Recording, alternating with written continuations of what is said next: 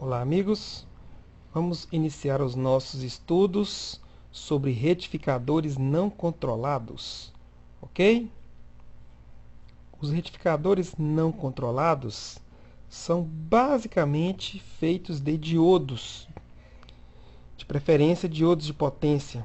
Já vimos aqui em estudos anteriores que os diodos de potência nada mais são do que diodos comuns retificadores robustos para suportarem altas correntes e altas tensões reversas.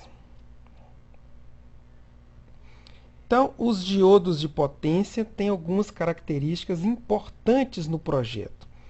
Uma das características mais importantes é essa aqui, ó, PIV, tensão de pico reversa, que é a máxima tensão que esse diodo suporta no sentido inverso. E a corrente direta desse diodo. Neste caso aqui, esse diodo SKN2617 suporta até 26 amperes e 1.700 volts de tensão reversa. Vamos ver nos cálculos mais adiante a importância de calcular esses valores no projeto. Temos aqui um bem conhecido de vocês, o retificador monofásico meia onda. Ele é bem simples, ele possui um diodo em série com a carga, e a forma de onda na carga corresponde à metade da onda inserida na entrada. Temos aqui a nossa senoide de entrada, e temos aqui a forma de onda resultante aqui na carga, uma carga resistiva. Reparem que ele retifica apenas um semiciclo. E aqui temos algumas fórmulas de cálculo. A tensão na saída será igual à tensão de pico dividido por π. A corrente de saída será a tensão calculada nessa fórmula, dividido pelo valor da resistência. O diodo, a corrente no diodo, muito importante no projeto, é igual à corrente na carga. E a tensão de pico reversa será igual à tensão de pico. Tensão de pico, lembrando que é a tensão em VRMS dividido por 0,707, ou a tensão VRMS multiplicado por raiz de 2. Ok?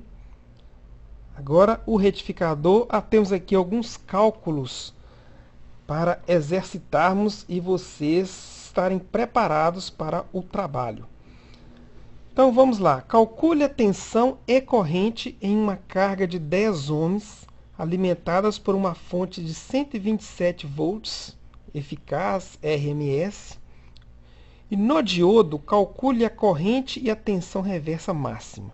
Então, aplicação direta da fórmula. Tensão de saída, VRMS dividido por 0,707, que nada mais é do que o VP. Temos aqui 127 dividido por 0,707 dividido por π. O resultado será 57,17 volts. A corrente também, aplicação direta da fórmula, 5,7 amperes. E a corrente no diodo, que é a mesma corrente na carga, pois estão em séries, será 5,7. E a tensão de pico reversa, que é igual ao VP, calculado aqui, ó, será 170,6.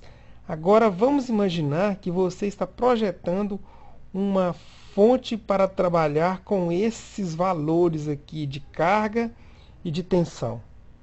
Você vai precisar de um diodo que suporte uma tensão, uma corrente direta maior do que 5,7 amperes e uma tensão de pico reversa maior que 170. Essas informações estão no datasheet dos diodos. Lembram lá no início aqui, ó, esse diodo aqui, ó, tensão de pico reversa 1.700, corrente 26. Esse diodo atende a esse projeto, só que ele é um diodo mais robusto. Você consegue diodos mais simples, de custo mais baixo, para poder aplicar nesse projeto. Então, entenderam a importância de saber qual a corrente no diodo e qual que é a tensão de pico reversa. Muito importante no projeto. Agora vamos ver o efeito de uma carga indutiva num retificador monofásico. Lembrando que até então vimos apenas com carga resistiva. Agora temos aqui uma carga indutiva, uma bobina, por exemplo. Devido à presença da indutância, a qual provoca um atraso na corrente em relação à tensão, que vocês já conhecem muito bem, que uma carga indutiva ela provoca um atraso na corrente em relação à tensão. O diodo não se bloqueia no início do semiciclo positivo. O bloqueio ocorre no ângulo de extinção. Então é isso que acontece na carga quando temos uma carga indutiva. Ele retifica o semiciclo positivo, bonitinho, só que uma pequena parte aqui do semiciclo negativo, o diodo ainda está em condução, devido ao atraso da corrente provocado pela carga indutiva. E esse instante que o diodo continua conduzindo chama-se ângulo de extinção. Então a presença da indutância causa... Isso aqui são as consequências maléficas disso, tá? A presença da indutância causa uma redução na tensão média na carga, sendo que quanto maior a indutância, maior será o valor do ângulo de extinção, com consequente redução da tensão média na saída. Esse fenômeno ele é mais relevante nos retificadores de meia onda. Já no de onda completa já não temos esse problema agravado. Temos, mas ele é bem mais atenuado. Então, para eliminar o efeito indesejado da indutância, basta inserir um diodo em paralelo com a carga. Esse diodo aqui, ó, ele é montado em paralelo, só que invertido, é conhecido como diodo roda livre. Não é nada de diodo especial não, gente. Pode ser esse mesmo diodo que é utilizado aqui, ele pode ser utilizado aqui, o mesmo diodo. Ele se chama-se roda livre pela aplicação. Não é porque existe um diodo chamado diodo roda livre. Você chegar no mercado e pedir um diodo roda livre, você não vai encontrar.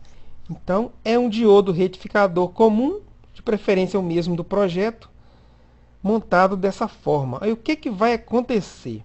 No instante que a corrente está em atraso, eu tenho ainda a condução desse diodo. E o que o meu diodo roda livre vai fazer? Ele vai provocar a passagem dessa corrente atrasada nesse circuito aqui, ó, fazendo a extinção da minha corrente, poderia chamar de fuga, não eliminando o efeito deste indesejável fenômeno aqui, ó. Ok? Então basta colocar um diodo em paralelo com a carga.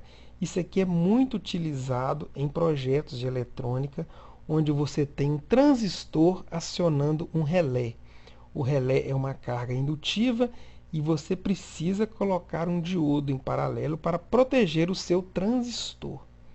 Ok? Então vamos conhecer agora o retificador monofásico de onda completa. A diferença dele para o meia onda é que ele possui 4 diodos, né? Cada par de diodos conduz em um semiciclo. Então, no semiciclo positivo, a corrente vai vir aqui, passar por esse diodo azul, alimentar a carga com tensão contínua e retornar por aqui, ó. No semiciclo negativo, a corrente vai circular por esse diodo vermelho, alimentar a carga com tensão positiva e retornar por aqui. Repare que, independente do sentido da corrente de entrada, sempre vou ter uma corrente nesse mesmo sentido na carga. A forma de onda, os dois semiciclos retificados, em azul os diodos azuis, em vermelho os diodos vermelhos. As fórmulas muito parecidas com meia onda.